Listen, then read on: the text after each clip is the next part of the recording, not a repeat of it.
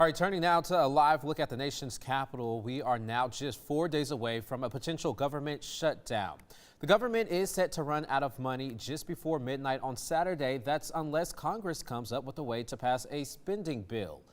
With the ongoing fight with House Republicans, it seems as though a shutdown is now imminent.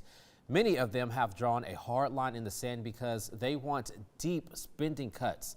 House Speaker Kevin McCarthy has tried numerous times to convince lawmakers to compromise, but neither side is letting up. Why would they want to stop paying the troops or stop paying the border agents or the Coast Guard? I don't understand how that makes you stronger. All right, so with this, the White House says that politics could harm millions of Americans who will be impacted by a government shutdown.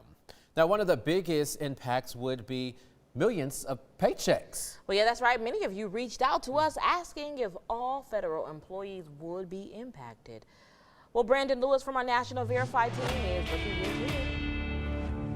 Our sources are the U.S. Office of Personnel Management, the Government Employee Fair Treatment Act of 2019, the Congressional Research Service, the Congressional Budget Office, Federal Law, and the Committee for a Responsible Federal Budget.